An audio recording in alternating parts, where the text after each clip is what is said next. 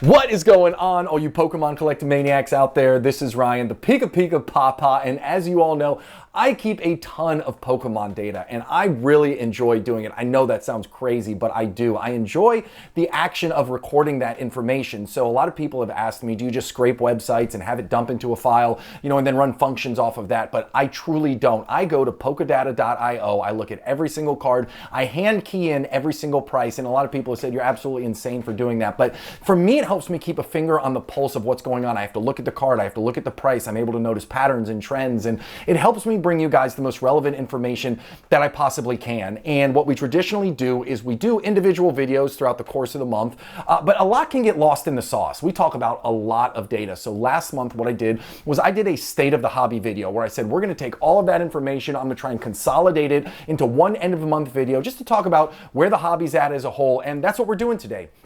And I think it's really cool because I love, just on this first graph right here, just on this first page, what I love is you can see how the XY era, the Sun and Moon era, the Sword and Shield era, how the top 20 singles cards from an aggregate price perspective, from all of the sets that have booster boxes, so 12 sets in each era, how they have moved over time. And when you look at it, it is just... it's so cool. You see that over the last year, XY top 20 singles cards from all the sets that have booster boxes have been on fire. Ever since December, it has been steady Eddie, slow, natural, organic, really healthy growth. You see that Sun and Moon, all the way through March, April of this year, guess what? They were on the downturn, right? Sun and Moon singles prices were coming down, but guess what? Over the last couple months, we've started to see them rebound a little bit. You can see that for most of the last year, Sword and Shield top 20 singles cards were flat, and then everybody went through the FOMO period where booster boxes were selling out on the Pokemon Center website. Everybody was piling in as if they'll never see alt arts again, and we saw that incredible spike. And then what have we seen recently? Well, 3 months ago, we started to see the subsequent price decline. So for 2 months in a row, we saw the singles cards decline in price, and now last month we started to see it flatten out a little bit, which is what we all expected. Now, it has been really cool, and when I talk about warehousing this data, when I talk about looking at it as an aggregate, we can start to learn some things. And I mentioned this on a video I did, I think it was last week. I talked a little bit specifically about XY, but a learning for me was when I looked at these numbers right here. So look at where these top 20 singles cards started off, right? When I first pulled all of the information for the top 20 singles cards in the XY era from all the sets that have booster boxes, their aggregate value was $4,000. When I did that same exercise for Sun and Moon, it was almost $12,600. And even Sword and Shield, when I did it for Sword and Shield, it was at $7,000. So when we first started doing this, we said, hey, listen, XY has some really awesome cards in it. XY might be a little bit undervalued, especially when you compare it to its peers. And again, the XY era is fundamentally different than Sun and Moon, and especially Sword and Shield, in that I think people weren't as condition sensitive back then. When you look at the PSA 10 populations, they're relatively small. There weren't people hoarding booster boxes thinking they're going to be millionaires in the future, right? So the XY era was fundamentally different. So there's a lot of awesome cards out there that maybe didn't get the love that they needed. And what have we seen? We've seen those top 20 singles cards come up in value. Now, it's going to be interesting as I look at Sun and Moon, right? Sun and Moon is kind of in the middle of a bowl pattern. It kind of flattened out there. February, March, April, then we see May, June, July, August, even into September. The top 20 singles cards in Sun and Moon are starting to make a little bit of a run. We've seen some really strong price points, and specifically in that era, when we do our deep dive, we've talked about cards that have found support lines, right? Like, we have seen some big cards that have found their support lines, and now they're starting to go up in value. So again, doing this data gives us a great opportunity to put our finger on the pulse of what's going on. And the same thing with Sword and Shield. Sword and Shield, we don't know where the bottom is. Matter of fact, I wouldn't be surprised that these top 20 singles cards from all the booster box sets continues to come down a little bit over time, but we're starting to identify some cards that, hey, listen, maybe if you missed them during the pop and flop, hey, this could be a time. Of course, you're not going to pay what you would have paid back in December, January, February for the cards. Like, there's a certain price you pay for certainty, and if you waited this long, you're going to have to pay a little bit of a premium, but there are plenty of cards in that era that are looking really, really approachable from a price point perspective. So that is why I do this, and I love talking about these top 20 singles cards. But we don't just do the top 20 singles cards, right? We also do the booster boxes, and that's what we're going to look at right here. Now, Sun and Moon is what you would expect. Everybody knows it's sealed product. It appreciates over time. Now, the rate at which it appreciates and the way it appreciates will be different. Like, it doesn't move linearly. It's not this random upward in the right graph where it's just slowly gaining 2-3% every single month. It doesn't happen like that. Markets fluctuate, different things get popular at different times. But Sun and Moon has been on an absolute tear. And if you look at where those booster boxes started off in September, when I first aggregated it, it was at about $7,250. Now, look at Sword and Shield when I started. Sword and Shield was at $2,100. Now, there are going to be a lot more sealed Sword and Shield booster boxes in the future than you're going to see in Sun and Moon, and certainly a lot more than XY. But I do think that over time, people are going to phase out of the hobby. People are going to rip them, like they're going to disappear. Whatever's going to happen, Sword and Shield sealed product will absolutely do what every other sealed product does, and it'll eventually diminish in overall population, which will drive price up. But it has been interesting to see Sun and Moon, even with as high of a jumping off point as it is, to see those Sun and Moon booster boxes still perform as well as they have over the last year. And again, Sword and Shield, we've seen a little bit of softness, like I said, like you saw in the top 20 singles cards graph, right? Like people got really excited. There was a lot of FOMO going on. Everybody was trying to get their hands on Sword and Shield, and now we're starting to see things soften just a little bit. But when you look at the jumping off points for XY and Sun and Moon, and you look at where the Sword and Shield booster boxes are right now, I mean, it's still at like $2,750, right around that range. Like, that's not a lot. I mean, even if Sword and Shield over the next 3 years does half as much as Sun and Moon, you have some significant upside in those Sword and Shield booster boxes. So that's why I like looking at all these different eras. Now, I told you we did a video on XY about a week ago, and we talked about the booster box prices and how, the last 6 months haven't been very kind to them, but take it with a big grain of salt, right? If you were just to trend line out where it was in October versus where it is in September, still really strong growth. Remember, as I said, there aren't a lot of these sealed XY booster boxes. A lot of them are over $1,000. A single sale, either up or down versus the previous sale, can really change the way this number looks. So I don't want anybody to see this compared to Sun and Moon and Sword and Shield, even with Sword and Shield coming down a little bit, and think, oh, the sealed market is starting to decline. It's not. It just is what it is. And so, we're going to see these fluctuations over time. But again, I think it's all going to be really, really strong. So outside of looking at these three eras, I always look at Scarlet and Violet too, but I don't have any of that on here. I also do every single Sunday. We look at information which is provided to us directly from TCG Player, and they call it their movers and shakers. And these are the cards that have made the biggest waves on the TCG Player website over the previous week. And you know how excited I get about that, because TCG Player, that is one of the biggest marketplaces for buying and selling Pokemon cards. So anytime they share information with us, I get excited. And since we've been doing it so long, we have been identifying some really cool patterns. And I'm going to tell you right now, these prize pack series cards have been all over the movers and shakers list for the last month. It has been incredible to watch these prices for these prize pack cards. It's absolutely insane. That Pikachu right there, and again, I validate this. Like when I saw that Pikachu all the way up at $221 on TCG Player, I was like, there's no way that's right. Like that just doesn't make sense. So I went to eBay and validated it, and guess what? The price isn't as high as on eBay, but it's selling for $150, $170, $185 for that card on eBay right now. And I went and looked at the last PSA 10 that sold, and it sold for $2,500 3 months ago. A PSA 10 of that Pikachu V from the prize pack series. Absolutely crazy. You look at the Gengar card, right? That card is up 354% versus where it was last month. Again, I think the power of looking at these lists month over month and identifying patterns is it gives us some idea of what's going on at the macro level, right? I know everybody's excited about the ultra modern stuff, the Greninja EX, Twilight Masquerade, Surging Sparks. Like most content is done on the most recent sets, which, hey, everybody's trying to get clicks and views, but I really like to focus on these information that we get from these websites, because this really tells you what's going on behind the curtains, and a whole lot of great decisions can be made when you arm yourselves with that. So I'm telling you right now, prize pack series cards are going nuts. Will it last forever? Is it just a blip in the hobby where people are suddenly piling in and they're subsequently going to pile out? I have no idea, but I'm just telling you right now, they've been all over the TCG Player movers and shakers list.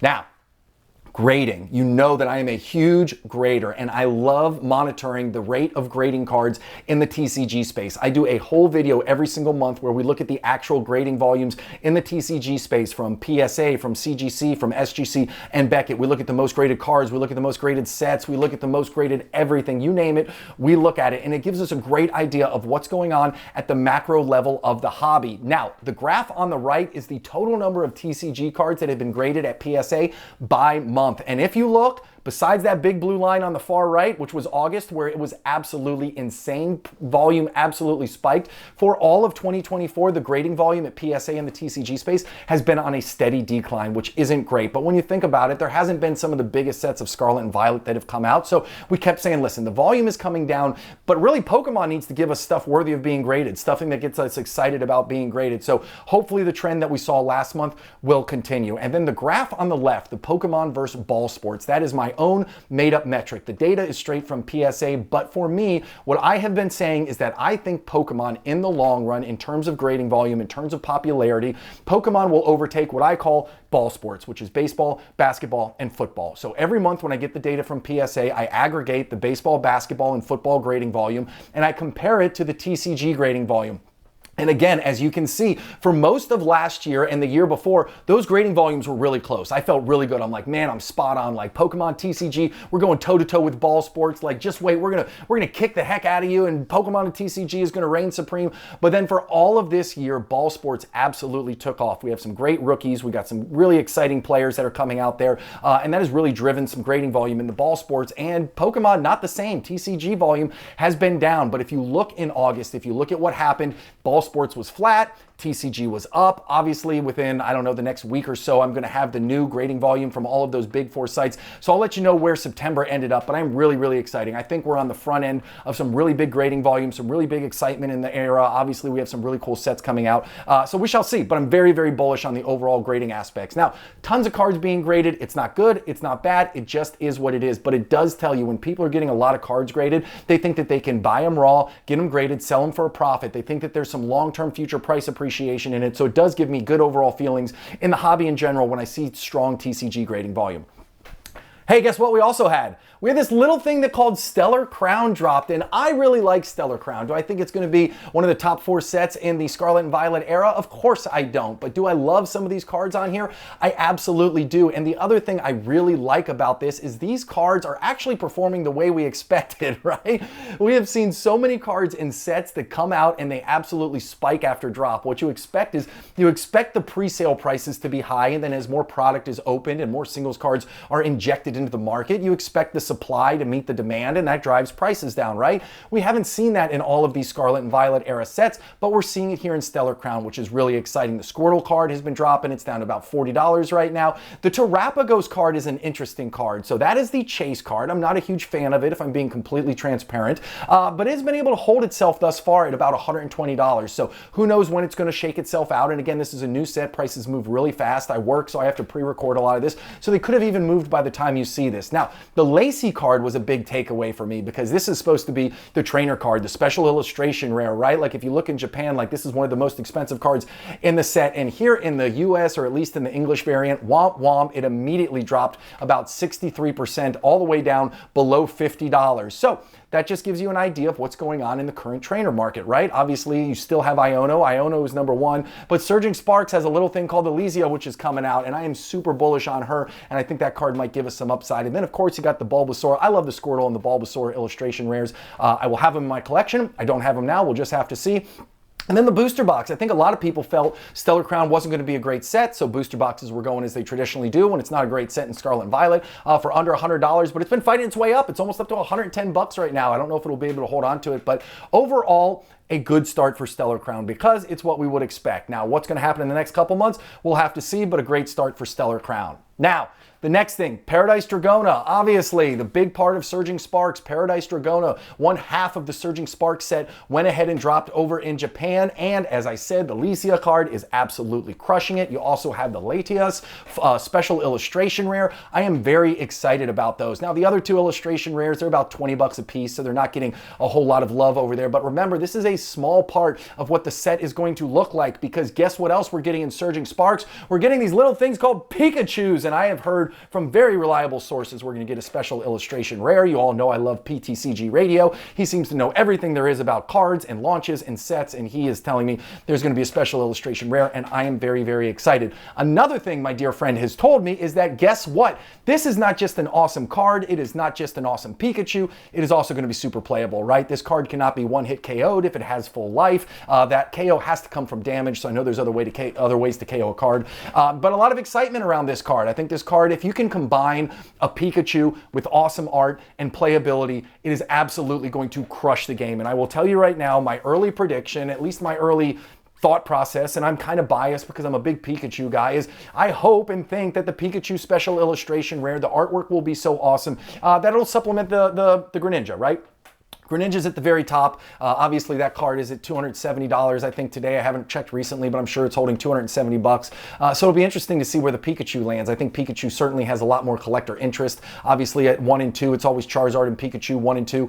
So it's going to be interesting to see what this set has. I think it's got a lot of upside. Now, I am not the only one who thinks it has a lot of upside. And how do I know that? Because earlier I shared with you guys this right here. Now, I had went ahead and pre-ordered a booster box case from Forge and Fire. I have no affiliation with them. I purchased from them before, so I felt confident in pre-ordering a booster box. And I paid $574.97 for that. Okay, that was my total price for the booster box. And I went on yesterday just to say, you know, I'm not saying I'm gonna buy another booster box case, but I really like Surging Sparks.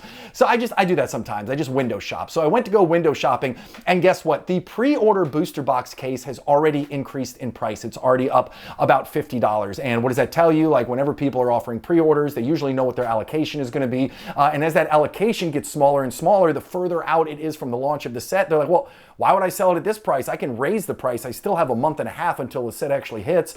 So what that tells me is a lot of people are pre-ordering this product. When I see the pre-order boost or pre-order case price spike like this in a short amount of time, I think this set is super hyped. I think the Elite Trainer boxes, the Pokemon Center exclusive Elite Trainer boxes with the Pikachu on the outside and the very playable promo card in there. I think there's a lot to be excited about this set. How big is it going to be? I got to see the rest of Super Electric Breaker before I draw a line in the sand, but I'm very, very bullish on this. Obviously, I already got one case. I got a couple cases of Pokemon Center exclusive ETBs on pre-order. Obviously, I went to that site looking to see if I could buy another one. I wasn't going to do it, I promise, but I just had to go look. So there's a lot of excitement about this set, and I think there's a very bright future for the rest of Scarlet and Violet. So that's it. That is my recap of what's been going on in the Pokemon market over the last month. I hope you enjoyed the content. I hope you love the data dive. If you thought it was fun and you haven't hit the subscribe button yet, obviously we do stuff like this all the time. Hit that subscribe button. If you have questions or comments, drop them down below. And as always, I appreciate you. I hope you have an epic one, and I'll talk to you soon. Thanks, everybody. Bye.